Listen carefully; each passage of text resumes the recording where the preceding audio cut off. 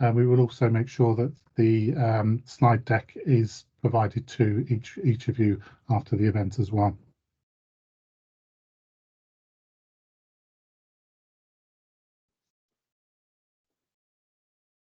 So the agenda for today, we've got some welcoming introductions.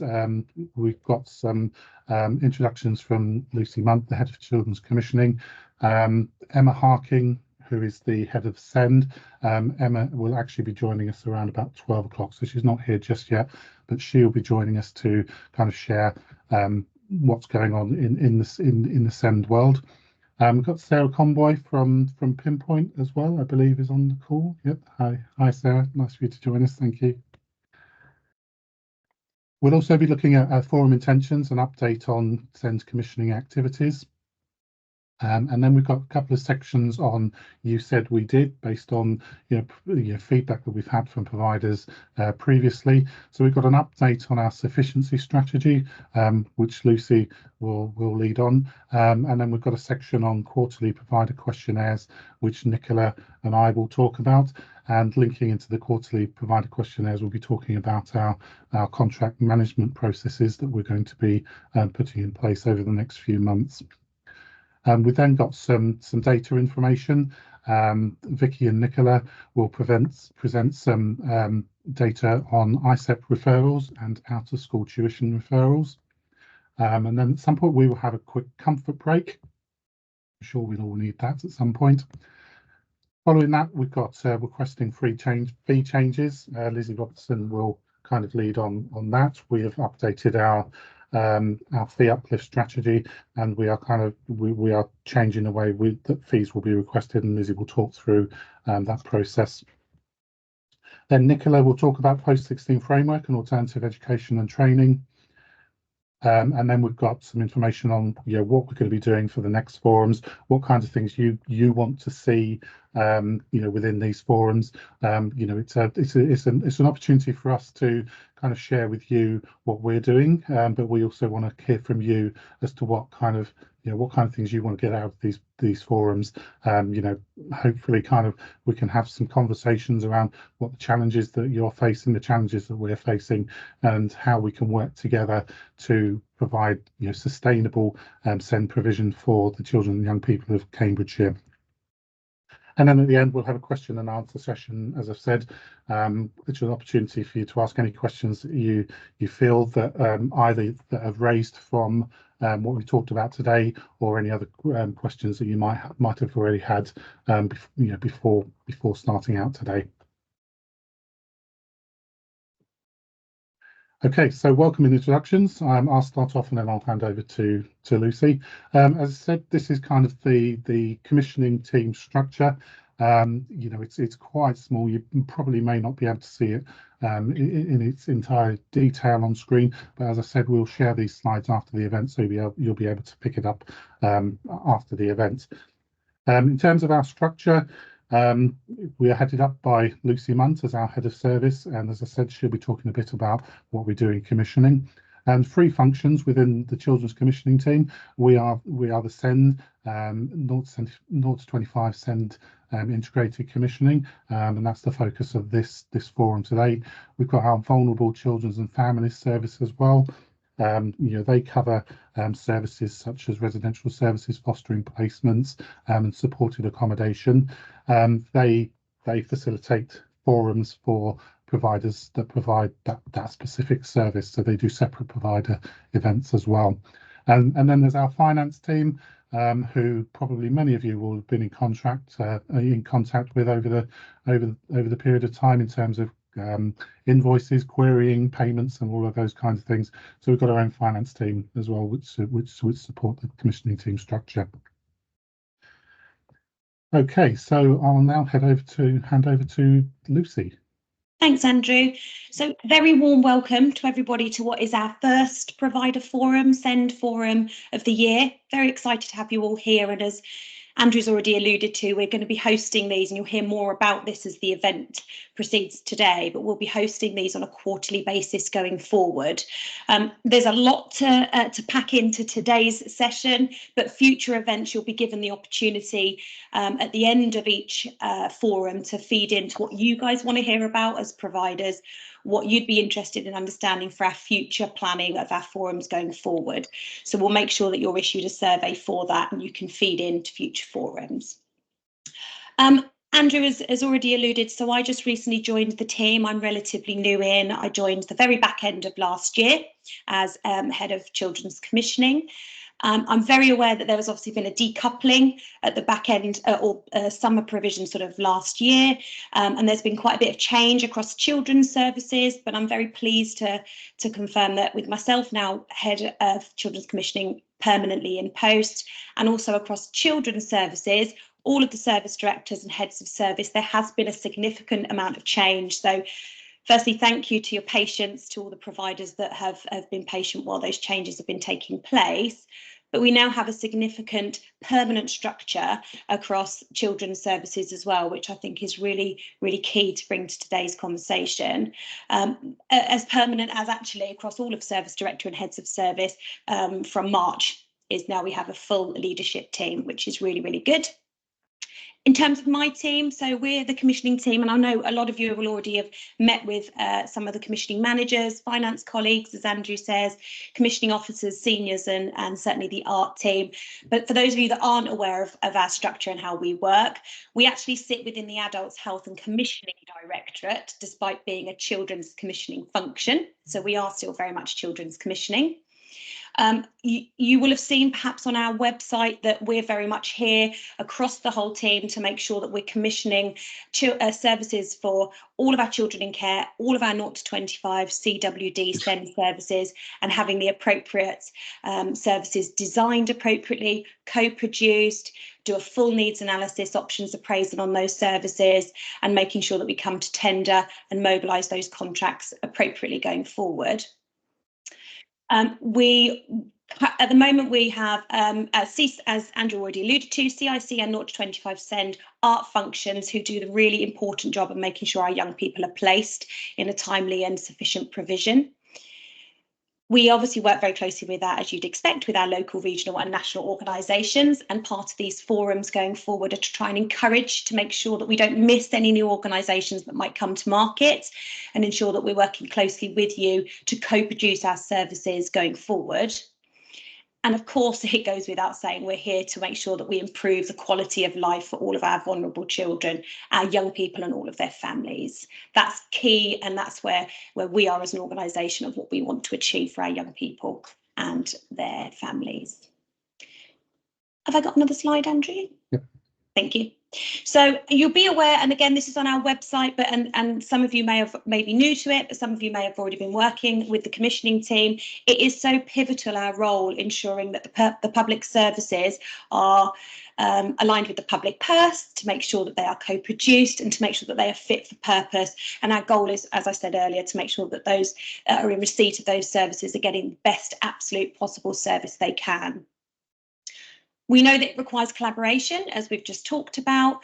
We've got very complex solutions that we need to pull together, and we can't do that on our own. We need to build the solutions with the provider market and look upstream. So since my joining, we now have as a team a 3-year work plan which has been developed for the team, and a full service plan which gives us good direction of travel, looking upstream for what we need for our young people and our families. That requires a lot of work, and us leading in with both provider, with health colleagues and the like, our members, to make sure that we do that in a collaborative way, so that what we come to market with and when we come out to procure services, that they are done in a co-produced way and meet the needs of our service users. So I'm very, very pleased, as I say, to have the first forum of the year. Really excited that these are going to continue going forward and make sure this is a collaborative effort across all parties. And thank you for being here today. Thanks, Lucy. The next slides we have are for Emma Harkin, who's going to give a SEND overview. I don't think Emma's joined the call yet.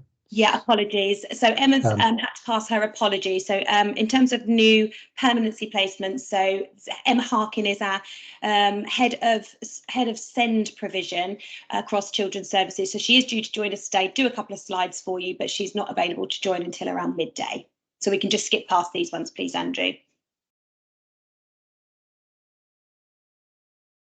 So I think that might be my cue, Andrew. Yes, welcome, Sarah. So yeah, thank you. So I'm Sarah Conboy. I'm Chief Exec at Pinpoint. We're Cambridgeshire's Parent Carer Forum. Now, many of you might already know us, but just as a quick reminder, we come out of the SEND legislation that says parent carer voices should be involved in co-producing all of the services for children and young people 0 to 25. So each local area has a forum designated by the Department for Education, and we are Cambridgeshire's Forum. We are an independent tiny charity, and we are separate from the local authority, but we work at their elbow and we work at the elbow of health as well. Our role really is primarily to make sure that those voices are being raised across education, health and social care. And we do that in a critical friend style, more friendly than critical, because most of us at some point as parent carers have also had dual roles. I come from a local government education background. One of my colleagues comes from a social care background, but we're all SEND parent carers too. So raising parent voices and trying to make sure the system does what it says on the tin. If it was easy, you wouldn't need a forum. It's not easy. We know it's not easy, and we know the system is struggling under the weight of needs of our children and young people. But we're there to try and make sure that at every point we're proactive and trying to be positive and constructive about this is difficult, better if, that's working well, leave it well alone, it's doing everything we would hope it would do. We've identified a new issue. Is somebody worrying about that somewhere in the system and working hard to make that better for children and young people? Pinpoint does a lot of signposting for parents and carers, but that information is available to anybody, including our providers. Then it's all on our website. Please do have a look. If you spot something that as a provider you think we ought to be signposting to, including services you're commissioned to deliver, please just give us a nudge, and we'll also make sure that we're nudging the local authority and it's on the SEND Local Information Hub. We just want to make things really easy for parents and carers to get to. We also run a number of sessions, and again, you'll find those on our website. Some of those we're commissioned to do, some of those were grant funded and have been able to provide.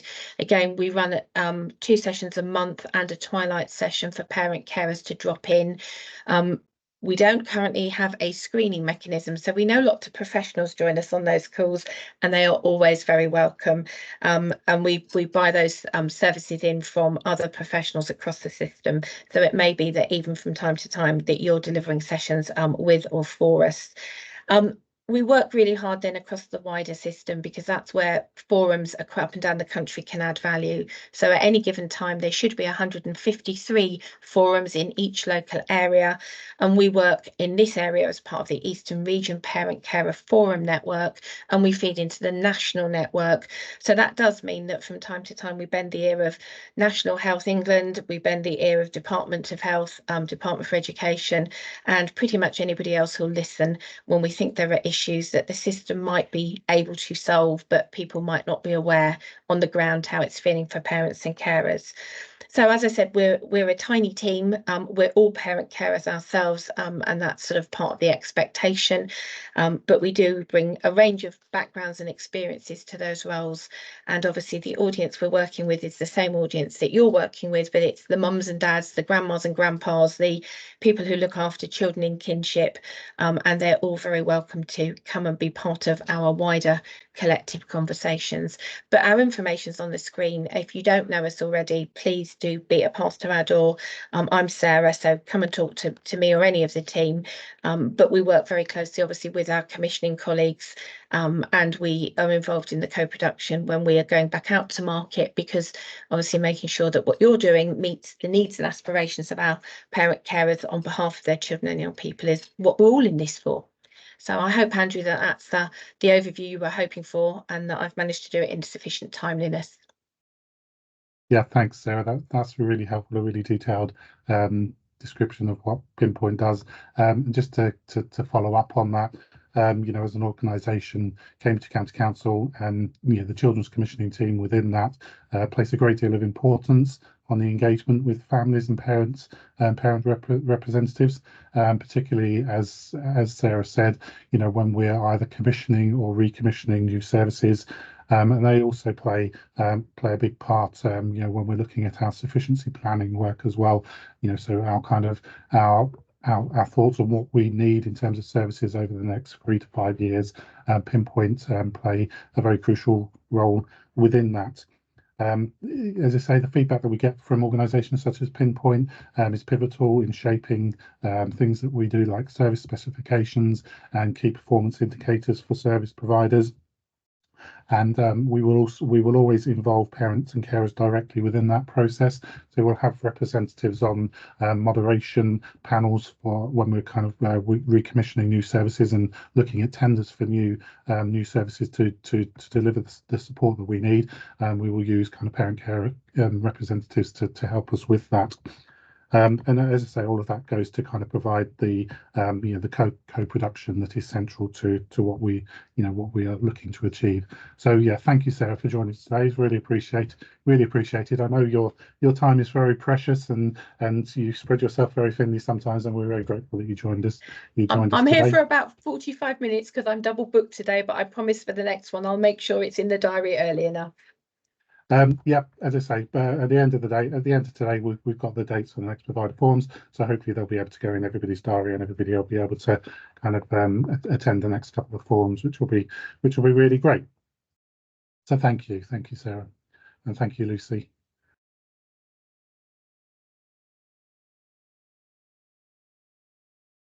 So a little bit about forum intentions, both the forum intentions of what we're looking to do today, but also what we're looking to do moving forward.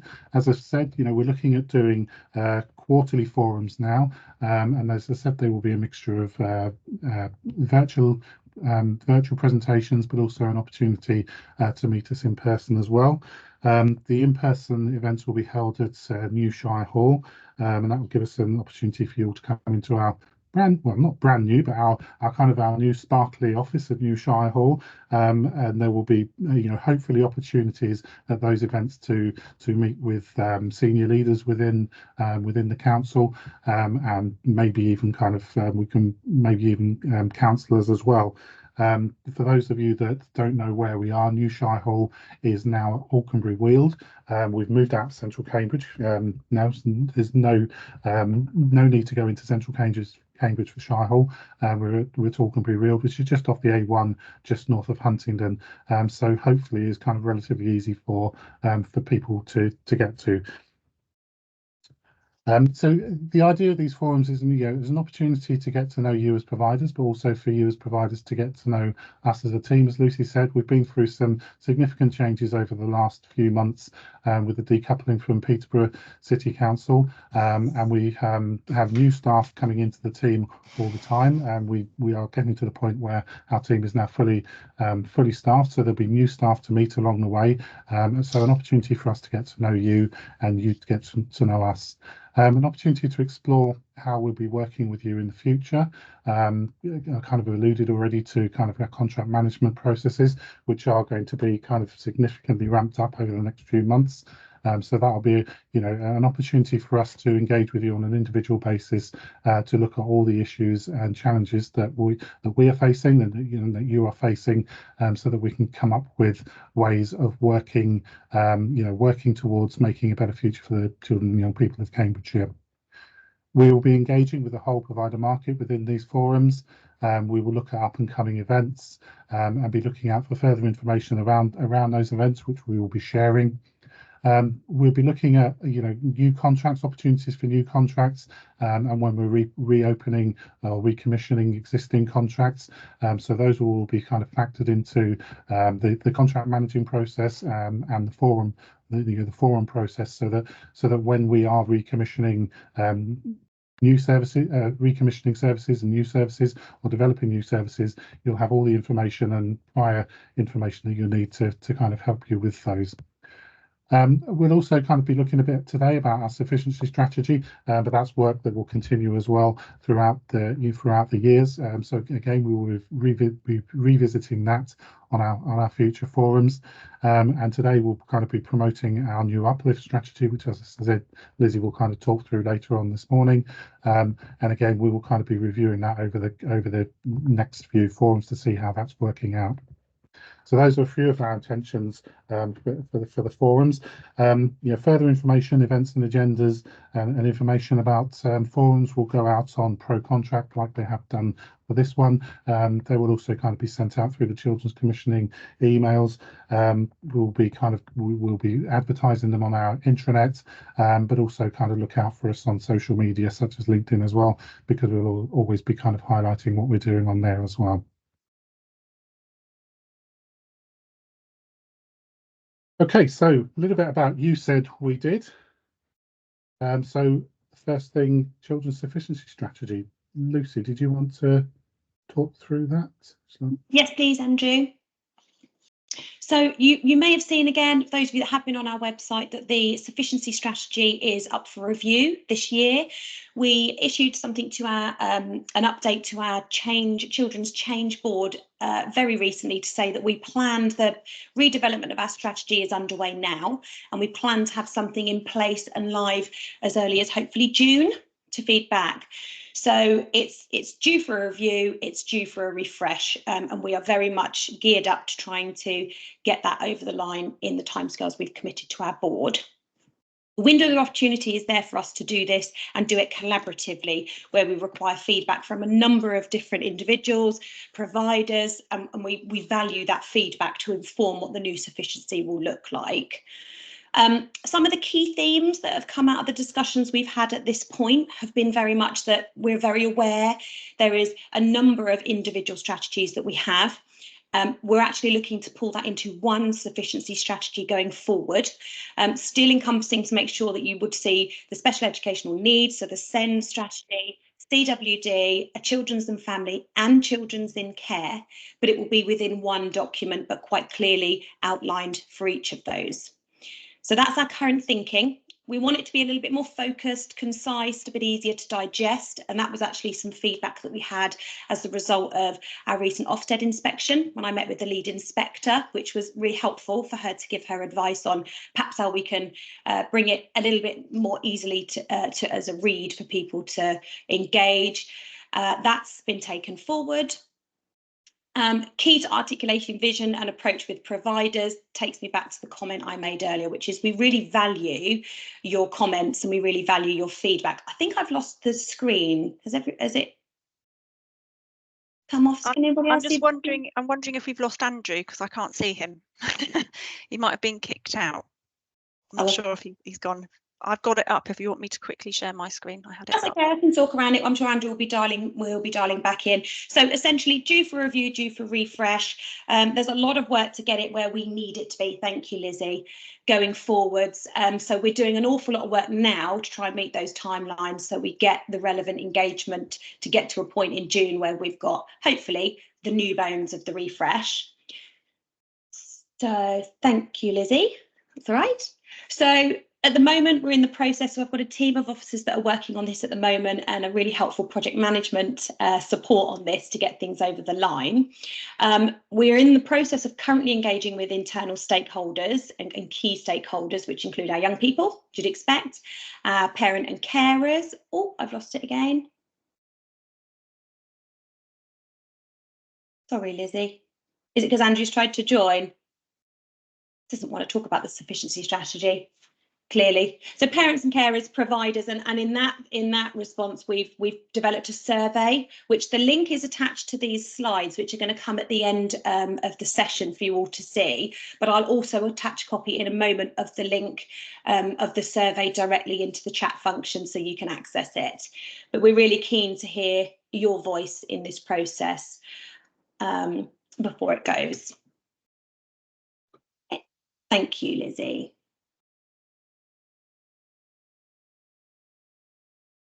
Okay, So as I was saying, so yes, in terms of our key stakeholders, we've got a number that are involved. We are heavily involving our health colleagues as well in this process, who are going to be feeding into the new strategy.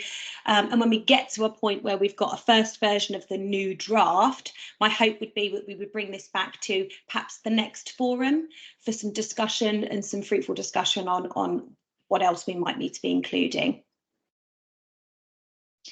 The link there, I think you can see on the opportunity for your feedback and input is there, but I will share that separately, like I say, in the chat function, so you've got the opportunity to feed into that as we develop the draft. I'll pause there in case anybody's got any questions on that.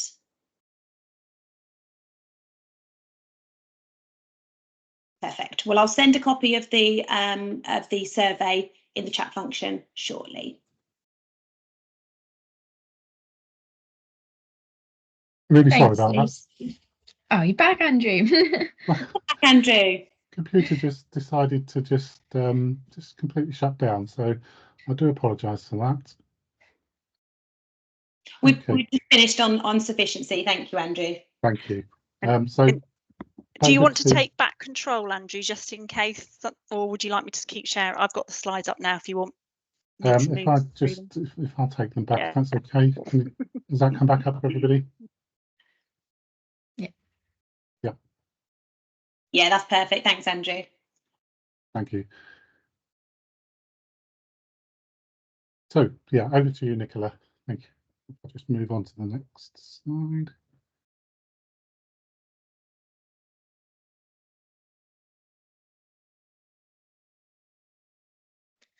Good morning, everyone. I'm Nicola Dawes. I'm a commissioning officer within Children's Commissioning. So I'm going to talk this morning about the provider risk assessment questionnaire that we send out, which is also known as our quarterly returns. So our provider risk assessment questionnaire or quarterly returns are they're sent out once per quarter, as indicated in the title, for our CPDPS providers, which are Children's External Placements Dynamic Purchasing System providers, currently for lots 1 to 3 as part of their ongoing contract monitoring. Andrew alluded to some new contract monitoring coming in the future, and what we are also looking to do is send out this questionnaire to our Lot 4 providers as well. So if you're currently a Lot 4 provider, please look out for these in the future. So the information is used for us as a council to log on our provider risk tool, which supports us with risk assessment and analysis of provision. It helps us ensure that when we're monitoring sort of from afar, as well as when we come and meet with you in contract monitoring meetings and QA visits as well.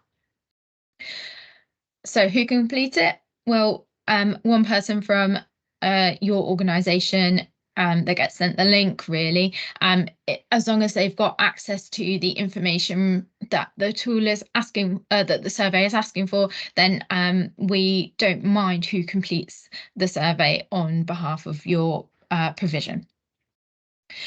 Responses recently, in Q4 to our most recent quarterly returns, we had 42.3% of providers respond, and in Q3, 43.5% of providers respond. So we'd really like to see those figures increase. I think there was sort of a bit of lack of communication about what we used it for and why it was important to fill it in, but it really does give us that overview of how your provision is doing and the solutions and things that you have in relation to some of those particular safeguarding issues. So we look at the results monthly in our PRT meetings. So it isn't just that you fill it out and nothing happens. We do actually use that information on a monthly basis to have a look at and do some more deep dives into. So please do support us with filling that in.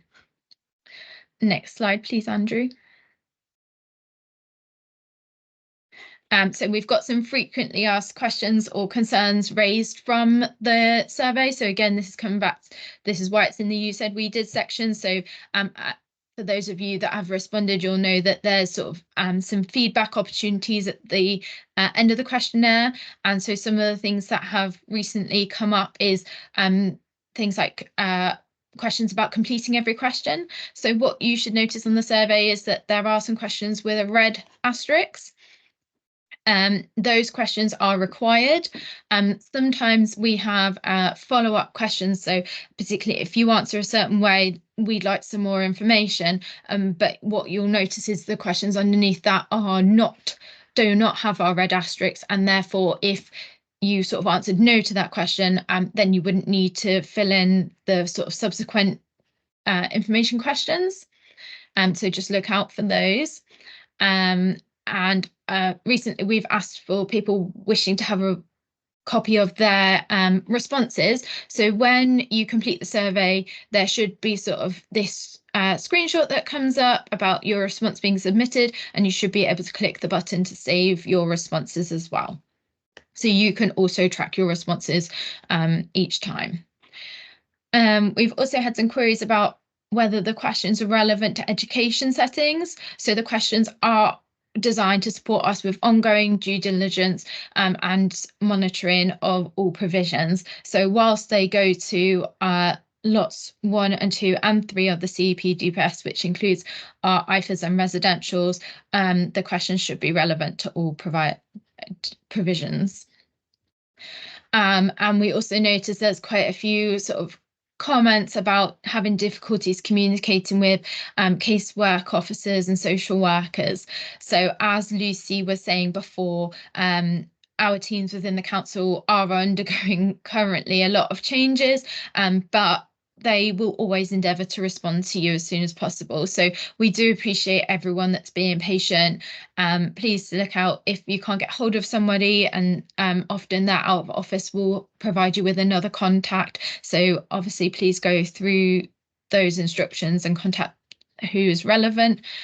But if you do ever require further support or need something escalating, you can do this through your contract monitoring meetings, or you can email the Children's Commissioning Team inbox, and the team inbox email address is on the slide there for you. Thanks, Nicola. Yeah, thank you. Thanks, Nicola. Yeah, so as Nicola's referred to there, in terms of contract management, and I kind of referred to it earlier as well, full contract management is something that we have struggled to do recently through the team due to capacity issues, but it's something that we are developing looking forward to do on a full basis now. So you should be shortly expect to receive invitations to quarterly contract management meetings with either a commissioning manager or a commissioning officer. These will be, particularly our strategic and contracted providers. So these contract management meetings will be held, as I say, quarterly, and we will kind of ask you to produce a report in readiness for that. For that meeting, and we will give you an opportunity, and us an opportunity to look at everything in relation to the contract and how things are progressing. Lucy, did you want to come in there? Oh, thank you, Andrew. I didn't want to cut over you. Yeah, absolutely agree. I just wanted to flag, so in terms of capacity, Andrew quite rightly points out, we do have a number of vacancies still in the team, but we've identified certainly 66 strategic partners as they're defined in our current DPS, if you're part of our current DPS, where we've got ongoing engaging relationships with those providers. And as a team, we're going to be dishing those out accordingly, but they will be regular meetings. They might need to be sooner than quarterly, would be my suggestion to start with, if we haven't been meeting with you as a strategic partner regularly. So they will probably be a bit sooner than quarterly. And then as we move along and that relationship is well established and we know where we are from a contractual point of view, they will then roll to a more appropriate period of time. So just expect there'll be some conversations imminently about getting those in the diary, and you'll be allocated an officer in the team who will be your regular contact. So what won't happen is, unless there's an issue with sickness or somebody not being around, you'll be allocated the same worker to build that rapport and that relationship with that particular officer, and they will manage that contract ongoing for you. For our new providers, any of you that might be joining the DPS when it is due to reopen very shortly, and that will be discussed in a little while on some of the other slides. That again, once we've got you on the DPS, we will want some regular engagement with you, even if we don't have a formal contract with you in terms of committed spend. So I just wanted to flag that they'll be coming out very, very soon, and we're really looking forward to building that partnership, working with you with regards to our contracts. Thanks, Lucy. Okay, so moving onwards. We've got data presentation on ISEPs and out-of-school tuition. So first up is Vicky, looking at the lot-free ISEPs. Hi, I'm Vicky Ashford and I'm the Senior Placement Officer within the SEND Access to Resources team. So if some of you are unfamiliar with the term ISEPs, it stands for Independent Special Education Provision. So got just a couple of slides just to show you about what was happening for the SEND Art team in the financial year 23-24. So currently we have 307 Cambridgeshire children and young people accessing ISEPs placements. So that includes day, 38-week and 52-week residential placements. For the financial year of 23-24, we received 893 referrals to consult with our ISEPs. And out of that, we had 128 placements agreed by the local authority. So it's quite a significant difference, but there's varying reasons as to why they didn't develop into an actual placement itself. But those two graphs just show kind of where our busiest months were, etc. So around the June, February times are always quite busy for us. Andrew, next slide. Brilliant. So from these graphs here, you can see that a majority of our placement searches are for day placements. So you'll see the pie chart there, and we've got 804 of our placement consultations were just for day, and then we had 46 38-week residential and 43 52-week residential. For age range of placement searches, majority of referrals are for the cohort of 11 to 15-year-olds, and for the needs of SCMH and ASD. So you can see that a majority of our searches are for the cohort of 11 to 15-year-olds with either a diagnosis of SCMH or ASD. Nicola? Thank you. So just a bit of out-of-school tuition data. So this is our CEP DPS Lot 4 data. So we currently have approximately 500 children and young people attending our out-of-school tuition provisions. Currently about 160 of those are not on school roll. So that is something that we're looking into as an authority. We currently have 68 providers in use, and 25 of those are CEP DPS providers, and 35 of those are off-contract providers. So interestingly, whilst we have a large number of off-contract providers, there's still actually 81% of our children and young people are attending our CEP DPS contracted placements. So that's a really positive use of our CEP DPS Lot 4 providers. Next slide, please, Andrew. So we have you can sort of see here some graphs on commissioned hours per week and the age of our children and young people accessing out-of-school provision. So it's most common for 15 hours per week to be contracted, which is, as you know, what we legally need to be abiding by. And most placements actually come for our secondary school age learners. So sometimes we commission those, but sometimes the schools use our directories to commission those as well. So it's a bit of a mix. And sorry, one thing that's not on the slides that might be interesting for you to know is that our sort of Ofsted code of pupils accessing provision, we've got a really high number requiring SEMH provision, followed by ASD. So that's interesting as well. Thank you. Thanks, Nicola. As you can see, we gather a lot of data. You know, so some of this data will go towards will go towards kind of our sufficiency planning and sufficiency strategy work that Lucy's spoken about previously. In terms of data, you know, kind of we can share this data, you know, with you on a regular basis through the forums, but also kind of look at it through the contract management process as well. So we can kind of give regular kind of updates on where we are in terms of the data that we're providing, and how you can fit into kind of providing that data for us, you know, giving us the data that we need to make sure that we are you know, making the best use of, you know, the providers that we've got, making the best use of the you know, the funding and the money that's available to us, and sharing that information with you guys as well. So it's really useful information, and a lot of that information, as Nicola spoke about earlier, you know, does come through the quarterly returns as well. So there's links throughout all of these processes for us as a commissioning team. Okay, we're just going to pop a quick 5-minute comfort break in there. We're bang on 11:45, so if you start back at 11:50, and we will look at moving on to the fee process, unless Emma has joined us by then, in which case we'll look at Emma's send overview. So back at 11:50, if that's okay. Thank you. Thanks, Andrew.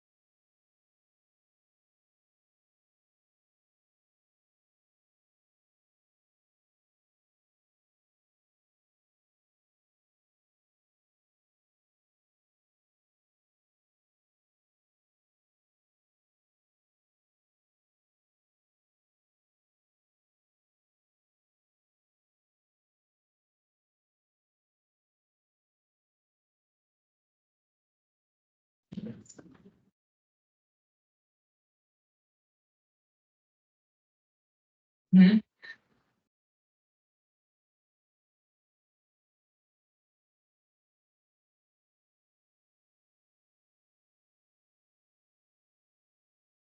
Okay, thanks.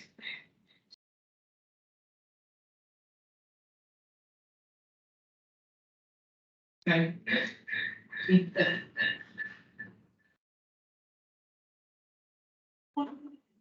Because I'm on it.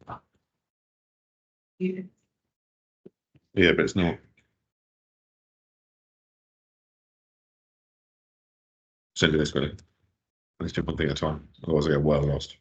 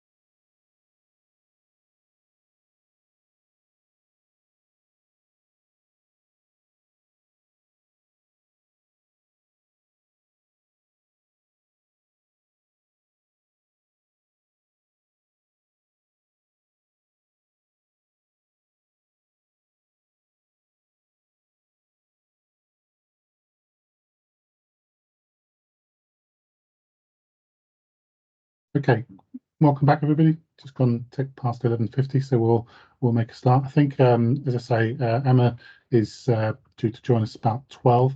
So I think what we'll move on to now is the fee uplift process with Lizzie. If that's okay, Lizzie. Let me just bring the slides back on.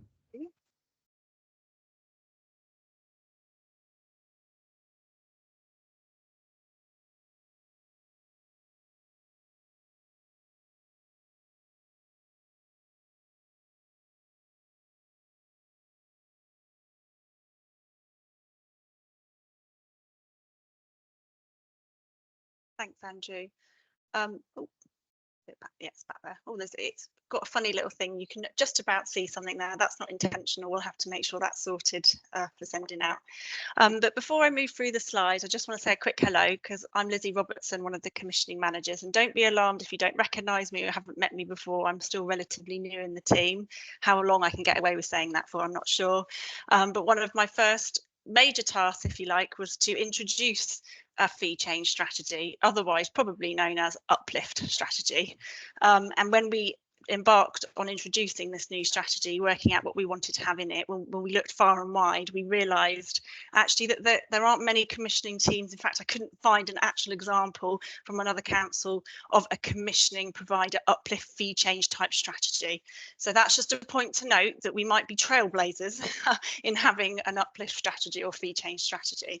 So we kind of went straight back to the drawing board and thought, well, what do we want this strategy to say? And our reasons for doing it is we want to have a clear, consistent message about how we uplift the market, because things needed to change. And we've had a whole host of improvements, that some of which you will see, other things you won't notice, but you'll notice later on. So I'll just run through some of the aims there. You can see those 3 bullet points, and all of this will be available in a document on our website once we've just finalised a few things. So it will be there publicly to download. But our fee change strategy, or the way in which we're going to be uplifting going forward, these are our plans. We obviously want to do it in a sustainable marketplace. We need it to make sure it's value for money for us and for yourselves, and we want it to be a long-term approach. We want to think about how we can make it sustainable. So we're thinking about local provision. We're thinking about what's local to Cambridgeshire, what do our children need? And all of this will also get factored in when we look at the sufficiency statement and all the other strategies when they get pulled together. It's all part of a big package. So things will change and evolve as we go along when we have this rationale to how we do uplifts going forward. We also want to encourage the work that we do with you to be done through compliance. You'll have seen on a couple of slides previously when Nicola was talking, she talked about spot contracts and DPS. There is a time and a place for all of those, but actually if we prefer a particular framework, or at the moment it's our children external placement DPS, that's where a lot of providers are, then that's what we'll be looking at as how we uplift. So providers on those secure frameworks and those secure contracts will obviously get a slightly different reflection when we look at how we uplift providers. In the blue boxes down the slide, and apologies that you can't quite see the crag, all of the crag, I'm not quite sure what's happened there, but those signify the things that we will look at every year. So whilst we have those long-term aims, and they'll be available to download on our website with a bit more rationale, every year we're going to be doing some analysis of who's requested an uplift and why, and how many people are coming in, and what market is pulling and pressuring for what reason. And we'll do that by looking at the data that comes in. We'll be looking at the contract management meetings that are going to be had and will be in the diary coming soon, but also the feedback that you give us. So these opportunities, when we have these forums, are a really great way for us to understand what pressures you're under, and all of those reflections we will look at when we do our regular analysis for a rationale that will very likely change for the coming year, and we'll put that statement on our website. As with everything, we'll obviously have to look at the council budget. We know that we're under a lot of pressure financially, so we do obviously need to reflect on our budgets. It's useful for you to know that the way the children's commissioning team is split in the work that we do, our budgets are split across council services, and that can just add an extra bit of challenge for us. So we obviously need to go to different places when we're planning the budgets. The council itself doesn't have an inflationary stance, if you like. If that changes in the future, we'll obviously reflect on that, and that will get factored into our uplift rationale for the coming year. Then the CRAG influences, for those of you that have ever downloaded a budgetary analysis form, you'll be aware of what CRAG is, I hope. Children's Cross-Regional Arrangements Group, I think it is, I'm trying to remember off the top of my head. Thank you, Andrew. So if a lead local authority makes a decision on how to uplift, we can honour that. We don't have to, but we can. So we do need to reflect on CRAG decisions as well. And like I mentioned, it's all underpinned by the contractual arrangement. So we will always be looking at what contract you're under and how eligible you are for an uplift. Next slide, please, Andrew. So we have a strategy. This is a really positive thing. So we have a strategy now. We have some aims. You know where we stand, and we can have that dialogue and narrative with you going forward. But what's new? So with any strategy, we expect to see some positive changes. You can see the sort that I've already mentioned a few of these already, but you can see the things that we're planning on doing going forward, and you will notice some of these more than others. We will, as I said, annually reviewing the trends, what's happening in each marketplace. Obviously, we're talking about SEND here today, but we do of course have the fostering and children in care market. We need to look at all of those, and we might need to do things slightly differently depending on what the market's telling us. You'll see some of this. You won't see it all, but you might get a knock-on effect that we have improved our business process. We've had some really good unpicking of the way we do things as a team, particularly since the decoupling from Peterborough. It's given us a real opportunity to make some changes and do things slightly differently. One of the things you will notice is how you request an uplift. We hope you'll see some improvements because we've got an online form now, so it's all ready to go. Everybody gets asked the same questions, and you can do it online, and then you know that your request is submitted. It avoids you. It's great to have a contract manager, but if that person's on holiday, you might get a lapse in terms of, have they got my request? Where is it? What part of the system is it in? Do it on an online form, and you know the job's done. So we're hoping that will give you the reassurance as well. We've also done quite a lot of improvements to the way the requests come in, so how we record them as a team, how we can get them ready for analysing going forward, so we know exactly what's happening.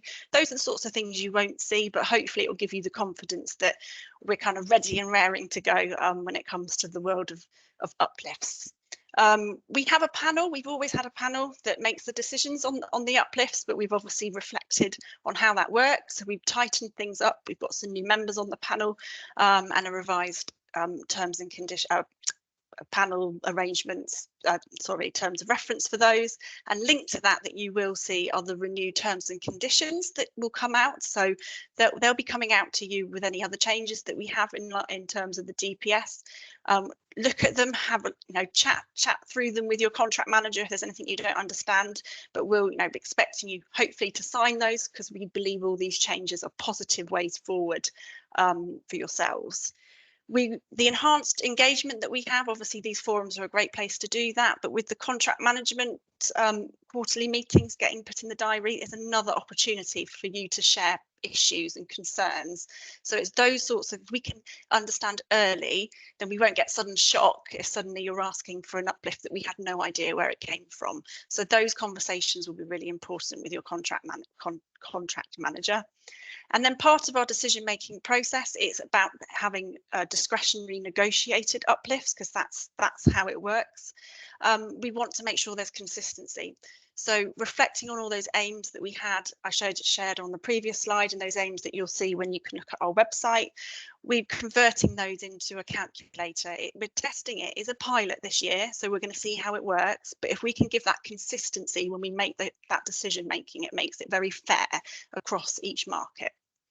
The things that you'll notice effectively are changes, but not too much of a change. We still have 2 times a year in which you will receive, if you qualify, if you're eligible, you will receive an uplift. That's the 1st of January and the 1st of June. Those remain, they haven't changed. The main change you'll notice is if you've looked at the terms and conditions, it talks about fee change windows. Now that window, there was just a couple of months, 2 times a year, where effectively you were eligible to ask us for an uplift. That wasn't working because people were asking all year round. It doesn't matter, the windows were almost didn't make a difference. But actually what those windows did for us was affected our ability to really negotiate and reflect on the requests. And I'll give you an example when we did our analysis on a last 12-month period. There were 82 requests that came in on a 12-month period not long ago. Split between those two windows, that would make 41 if you did it evenly. If we had a fee change window right at the end of August where 41 providers requested an uplift and we had effectively 2 or 3 days to make that decision by the 1st of September, you can see how nearly impossible it is for us to honour that. So we have had to change that because it was just not workable. So the first deadline of the year is the 1st of June. So you have all the way up until the 1st of June to do that online form, and I'll show you what that looks like in a minute. We then have a nice bit of breathing space as a team, where if we need to go out and ask you questions, we can do, all ready in time for our panel, and we can make those decisions fairly using our fee change calculator. And then by the 1st of September, for that June deadline, fingers crossed, all on time for budgets, and there's no more sort of waiting around. And because we realised we had a lot of complaints, quite rightly, because we hadn't managed to meet those deadlines. And it's mirrored again for January. So then the next deadline is January to come into effect for April. So you will get a variation to Appendix 23 coming your way.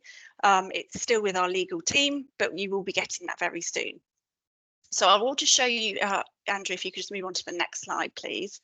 This is a snapshot of half of the web page that you'll see. The link at the top there, you can see at the top corner, will take you straight to the page, and that's where you'll be able to download the strategy when we have it on there. Any changes to our rationale will go on there, and there's also how to fill out the online form. Email us if you've got any problems. It's our generic email address in there, and it takes you straight to the online form. So if you want to just go to the last slide, Andrew, please. And I'll give you this is what the form looks like. So anybody that's filled out a Microsoft online form, it looks just like, you know what you're doing. The questions are the same for everybody. And actually, the way we've done the questions, it means that you can understand the sorts of things that we're asking for, because these are things that we haven't got on the BAF form. So it's not going to be a duplication. There are just a few slight nuances, because we do need to ask you certain things on the BAF, but these are additional questions that we weren't asking you before, but perhaps going back to and from when we were trying to resolve things after panel. So we're almost doing it right at the very beginning, getting everything that we need from you, and hopefully you'll get your outcome delivered to you without any disputes. So the new plan, just though to reiterate the changes, 2 ways that you need to request your uplift now: the online form, and then filling out the budgetary analysis form, which is that Excel spreadsheet, which you will then email. I did want to see if we could get it all done in one go, but IT firewalls do not allow that. So I'm really sorry. I have tried to make it as easy for you as possible. You just need to do those 2 things. And just a reminder of the deadlines there as well. And that's it. Thank you. Thanks for that, Lizzie. Hopefully you'll find this, this, as we say, we're trying it this year. Hopefully you'll find it will be a lot more smoother process, and kind of it will enable us to make kind of decisions in a timely manner and get those decisions communicated to you as well. So hopefully it'll be a positive impact for both sides of the coin. Okay, so moving on to the next slide, back to Nicola for some updates on the post-16 framework on alternative education training.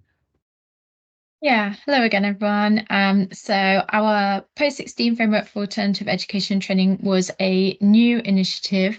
It went out for, well, it is a new specialist pseudo DPS to support young people aged 16 plus who usually have an EHCP. Sometimes it's for other reasons, but they cannot access mainstream education, nor is the local offer appropriate. So they need something even more specialist to support them in ongoing education and training. So in our first round of bids, we are currently onboarding 9 successful providers, which is wonderful. So we're really excited to have them going live hopefully very soon. And then because it's a pseudo DPS, we are allowed to the applications similar to the CEP DPS are open, and we are able to onboard new providers. So we'll look to close the framework to evaluate any new applications, and we welcome more providers to join that post-16 framework. Next slide, please, Andrew.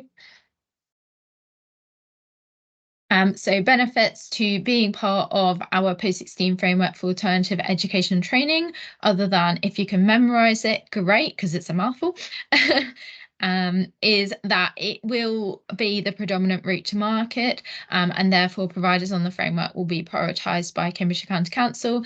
So similar in the way that the CEP DPS is the predominant route to market for our Lot 3 and Lot 4 provisions, this will be on our post-16 offer. There will be quality assurance arrangement in place to form positive working relationships, including regular touch-based meetings, so looking at that effective contract management and working with providers. It'll be a really great way for us to demonstrate the impact of services and outcomes for people aged 16 to 25, so working in partnership with yourselves and the local authority. So if you're currently a provider thinking I've got some post-16 options and I'm not part of that, we'll happily share the details with you and look forward to welcoming you onto that framework, hopefully. And it will highlight our focus on alternative provision for some of our most vulnerable young people, and will really support us to embed our preparation for adulthood themes and priorities throughout the contract. Happy to have any questions in the chat, and I will also post a link to the it on ProContract as well.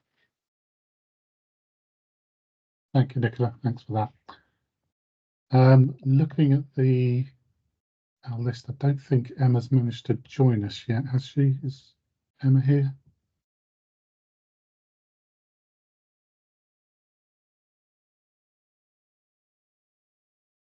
No, Emma's not joined us yet. So what we'll do is we'll kind of move on to the next. So if I could just get my slides working.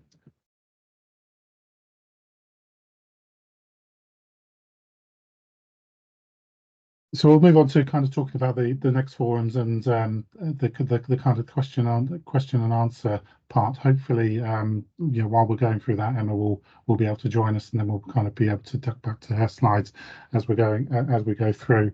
So in terms of next forums, we've already got dates in mind for those. So the next one will be the 1st of July, at 1:30 from 1:30 till 3. And that will be an online session. The reason we kind of looked at online for this one is recognising that kind of July is coming up towards the end of term, which is a really busy period for all of us, including especially you guys. So we would look at doing the next one in July online, and then the one after that will be the 1st of October, 1 till 3, and that will be an in-person one at New Shire Hall in Cambridge. Some of the topics that we are looking at for those are around the CEP DPS referral process, updates on the integrated front door services, safeguarding toolkit, social value, and updates on our quarterly returns. In terms of kind of other topics, you know, we will be looking at various people to come and speak at our events. We might call somebody from the DFE, for example, or maybe Ofsted, who might come and talk about kind of specific topics of interest, or specific pieces of work that will be of interest to you guys as providers. And while I was just filling in there, I've just noticed that Emma has joined us. Hi Emma, thank you for joining us. Hello, sorry I'm late. I was in another meeting that I couldn't get out of. That's no problem, thank you. What I'll do is I'll just go back to your slides, Emma, if that's okay, and you can then talk through those. Thank you.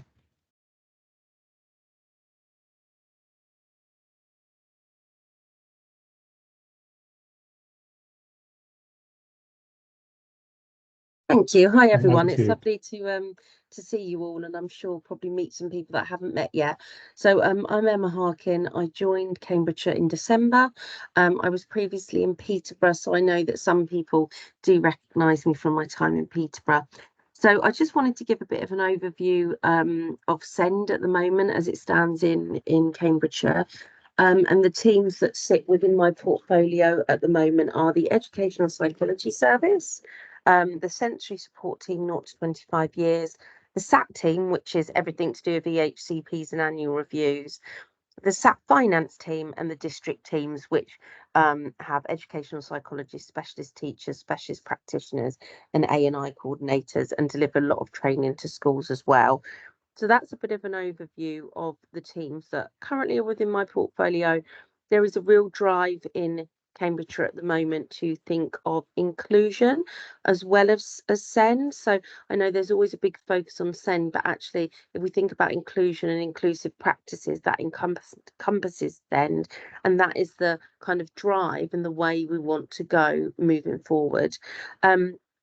Here are some successes from the teams recently. So there's some information about the district teams, the amount of training that they've delivered, and they've delivered training as of February to 1,768 school staff. And the responses that we'd had back from schools is that they'd found the training very helpful, and it sometimes meant that they hadn't needed to request a specialist provision, or that they'd been able to keep a child where previously they thought they might get to kind of exclusion or permanent exclusion. So that's really positive.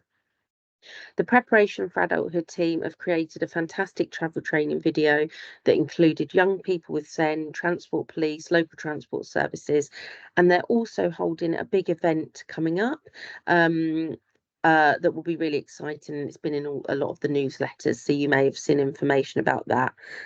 There's been a lot more collaborative working with other services. We're working really closely with commissioning, social care, health colleagues, and really trying to build up those relationships, which I think has been a really positive thing, particularly for me and the teams that I manage.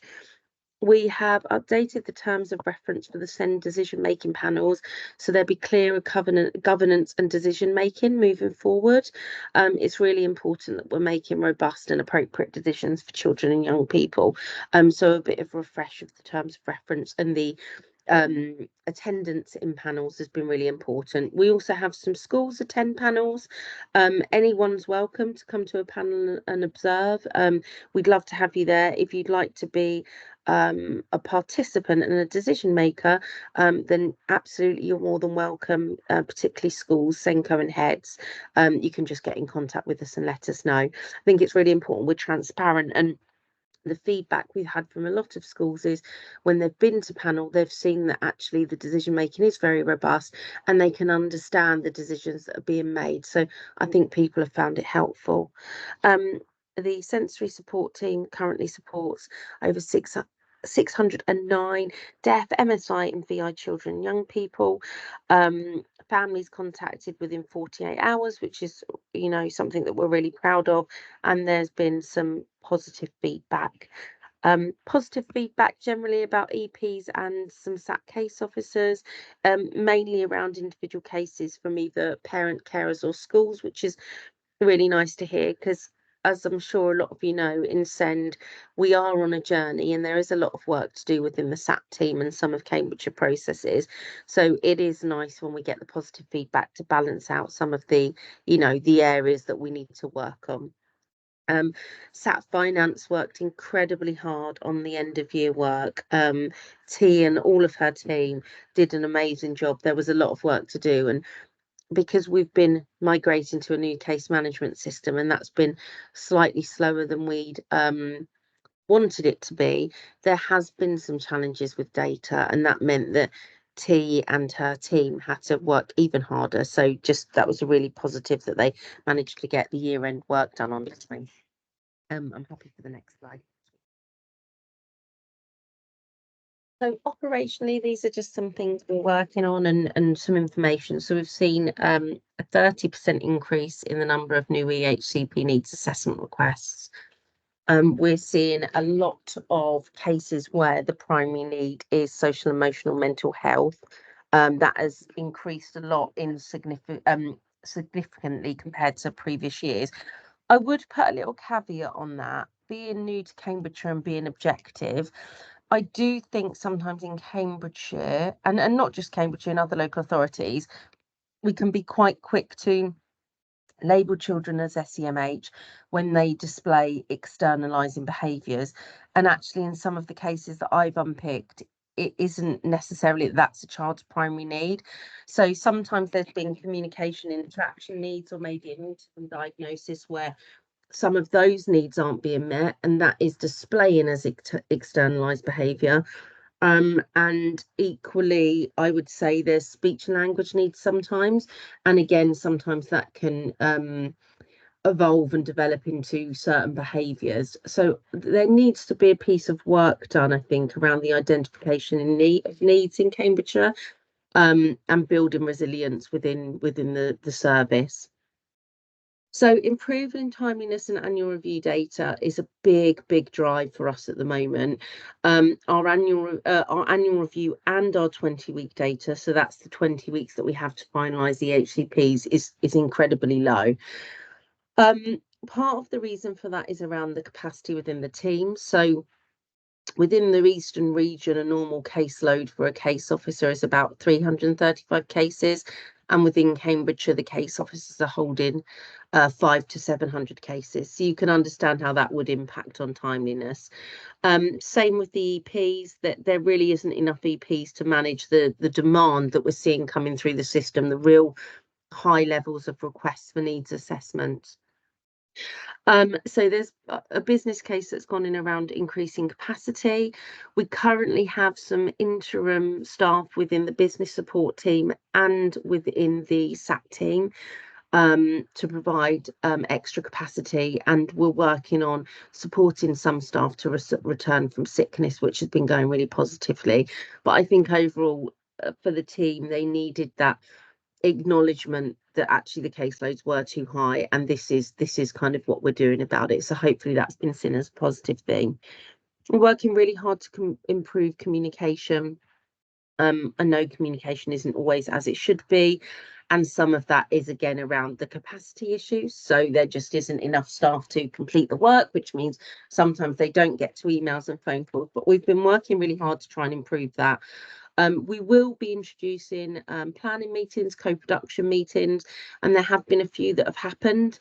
But once we are up to full capacity within the team, that's something that we'll really be focusing on as well. Ofsted inspection prep is a really hot topic for us now. We're always waiting on tender hooks to see if we're going to get the call. The preparation is ongoing. There was a shared learning event on the 15th of April that was delivered by somebody from Cambridgeshire, that's from one of the multi-academy trusts. Fantastic learning event, and I think it really supported the partnership. The team have been preparing case studies, working with partners, and we've been working on the self-evaluation framework, which is the SEF. The CLOEs are the key line of inquiry documents, and the PS are the position statements. Sorry for the acronyms there, I couldn't fit it all in. So we've been working really hard on those, making sure that the key line of inquiries really link up with the self-evaluation framework and the position statement. So when we do get the call for inspection as a partnership, so as a whole, all of us together can really be kind of singing from the same narrative, be on the same page, understanding where we are as a local authority and where we need to get to. And we understand that we're not in the best place at the moment, but I think as a partnership we understand where we need to improve and what we need to do to get there. We're also not waiting for an Ofsted outcome. We're already working on the response now, so when we do get inspected we can clearly show that we know what needs to happen. So that's a bit about kind of where we are operationally. Could you go to the next slide please, Andrew? Thank you. So as I said, continue to reduce the annual review backlog, consider widening the district offer and thinking about inclusion as a whole. So how can we have children in Cambridgeshire, thriving in Cambridgeshire in their local communities, and thinking about how we might use the district teams to do that. So that's an ongoing piece of work. Obviously a huge focus on the ASEND inspection and the partnership working, and continue to develop capacity within the SAT, EP and wider SEND teams. So that will be our continued focus moving forward. Next slide please, Andrew.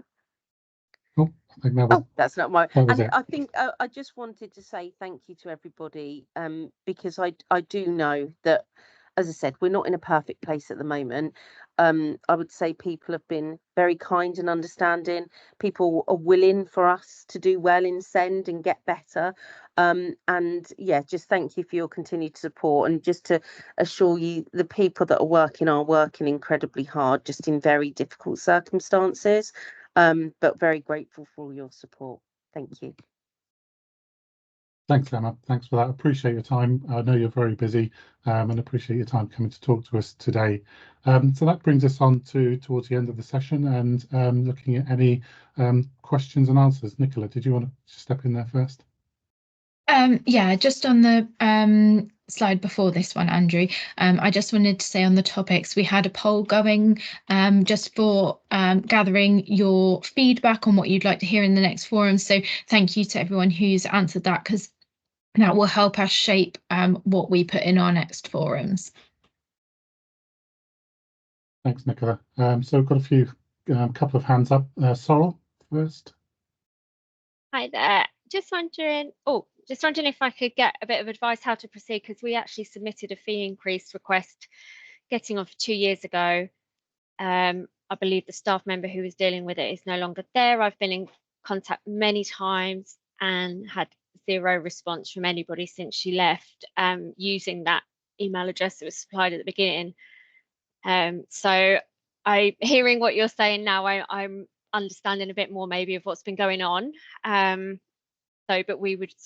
Yeah, what do we do? Is it being dealt with, or do I need to start again? Effectively, Okay. is what I'm asking.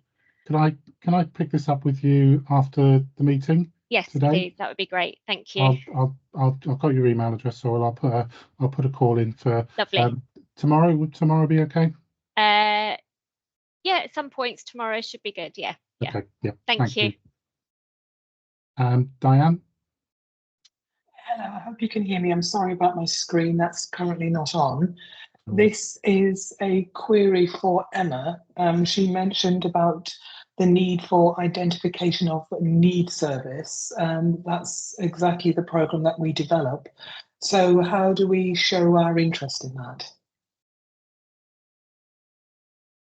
Hi there. Oh, that would be absolutely fantastic. If you'd like to drop me an email, just explaining kind of what you do and what you offer, that would be great, and I'll have a look at that and liaise with Lucy and Andrew. Sorry, Emma, I don't actually have your email. I came on slightly later than everyone else. Oh, no worries at all. I will pop it in the chat. I was just going to say that, Emma, we can share these in the chat. Lovely. You've got key Thank you. up-to-date email addresses as well, noting some of them may have changed. Thank you, very obliged. Thank you. Kirsty. Hiya.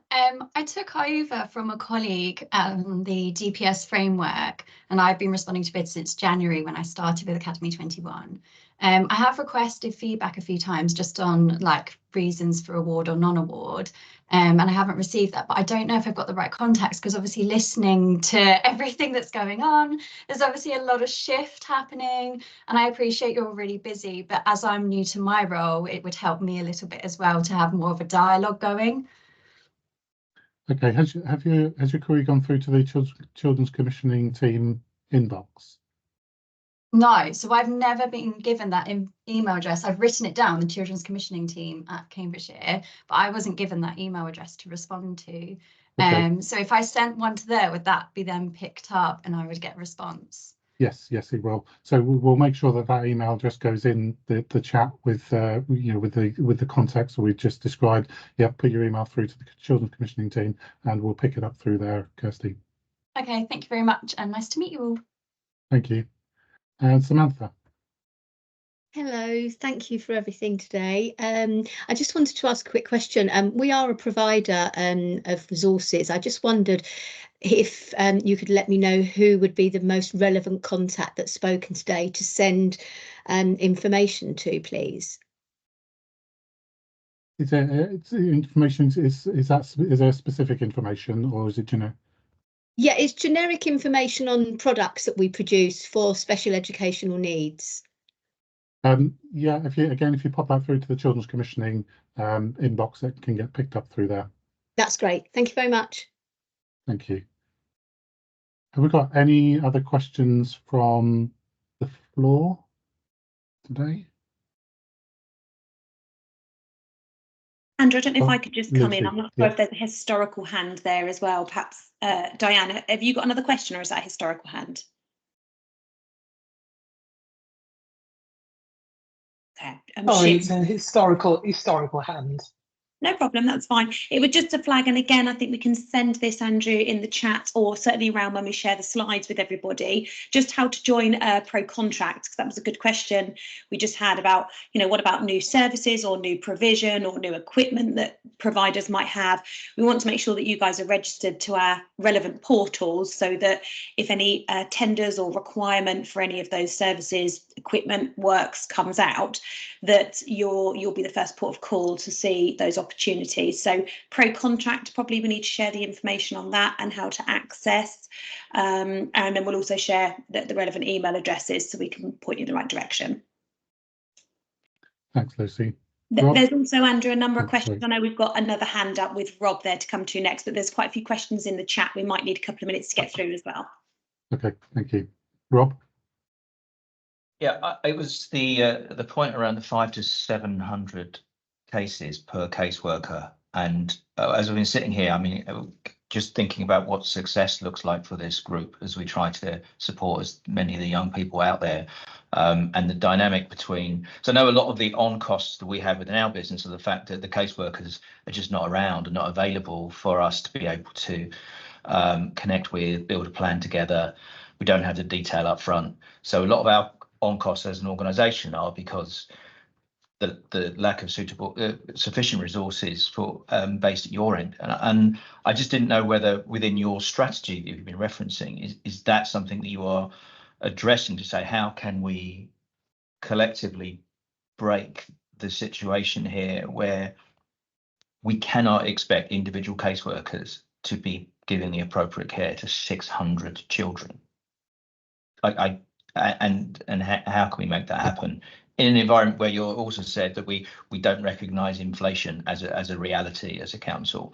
It is a reality. So I just don't know how it all comes together, and I'd like to be part of that solution, because right now you must all be tearing your hair out thinking we can't win this right now. So is it okay to come in, Lucy and Andrew? Yeah. Thanks, Rob.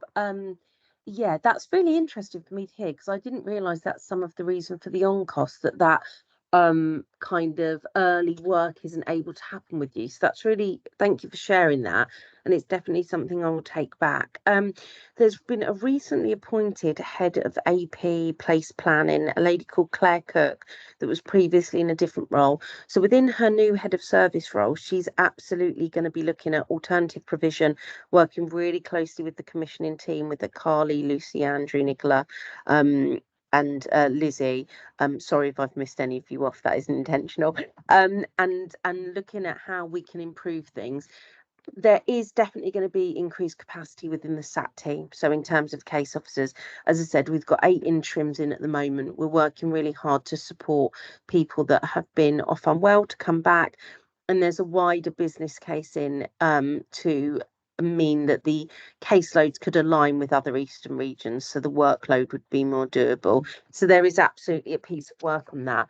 There's also Emma Harnwell and Lou Bass, who work for Michael Kokora's team, that will now come within Claire Cook's portfolio, and they were seconded to do a piece of work around AP and what that looks like. So there are currently those 2 people already in that role that can discuss packages and what they might look like. But I think it's probably, you've highlighted for me the kind of joined up working and the coming together. So that's definitely something that I can take back from this meeting, share with Claire, and consider how we can all work very closely together to improve that.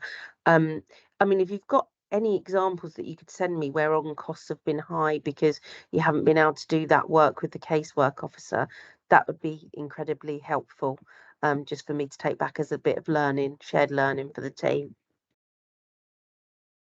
Thanks, Emma. Ben, did you want to come in? Yeah, sorry. So I guess I'm speaking with a number of hats on freelance working in the SEND sector, but also having historically worked with the authority and have a fairly detailed understanding of the kind of issues relating to the market, especially in terms of sort of waiting lists around sort of special schools, also children struggling in mainstream settings, and thinking particularly around alternative provision and out of school tuition, and how in relation to sort of recent LGO rulings with Cambridgeshire and other areas, how this is kind of being picked up, of because with the other hat on as a parent carer, sort of seeing challenges around children being out of school for 2 years, including our own, and not having any provision at all. And actually the kind of message received from case officers is quite brusque and not really fully au fait with the respective duties and or recent rulings. So it's just, I guess, you know, we know that COVID has had a long lasting effect on the area post-COVID in terms of emotionally based school avoidance, although I'm not a fan of that phrase, etc. But just looking in terms of what the kind of local strategy is in terms of that response, as well as building capacity within the education provision across the piece. Big question.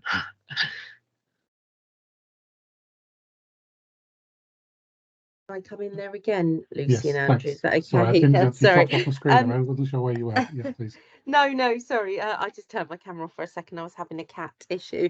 That is a really good point. So absolutely, I will acknowledge that when I joined in December, sometimes the local authority weren't always carrying out their duties in terms of children and education, ensuring that provisions been put in place by the 6th day if children have been permanently excluded, and ensuring that there is always an education offer. We always have to be offering education. And when I joined, myself and Michael did a big piece of work on that, and some of the children that had also been on AP for a long time, we did a piece of work in terms of if they were having AP in the home and hadn't been seen, we did a piece of work of eyes on. So actually they'd now been seen by the local authority. And in terms of providers, Emma and Lou, I think, reached out to you all to ask for attendance lists and who hadn't been attending. And there's now been an email box set up as well for any attendance or safeguarding concerns. So hopefully between Michael, Emma and Lou, that's been shared with you all. If it hasn't, then I can pick that up with Claire Cook. We always will make sure that children have got an education in place. I think some of the challenges that I've seen that we've had, and I can't speak for individual case officers, but obviously if you do have any concerns, then please raise them with Katie Blessett, who's the strategic staff manager, and I'll put her email in here. And if you need to escalate to me, by all means do. But from what I've seen, some of the issues are sometimes is some of the processes in Cambridgeshire that are being looked at, and Akali has a lot for working group which has been set up where we've been unpicking some of these things. But there's a process where at the moment case officers have to go through SAP business support finance team to ask for alternative provision, and then they put out the bid, and sometimes it can take a while to get responses back. I mean, I know, for example, there's a child in a specialist provision that we've been trying to get AP for in place for at least 4-5 weeks, and we haven't had any bids back. And the one bid that we did get back couldn't provide, there was various, I won't go into the details, but yeah, there was various issues. So I think sometimes it's also that they're just the demand is so huge that sometimes providers don't have the ability to provide what we need. That's my understanding, but obviously always happy to have a talk through about it, and I'll put Katie's details in the chat. But if there are areas where you think that we're not delivering, please do raise it with us, because it's really important that we're meeting our duties and also making sure that children are safe.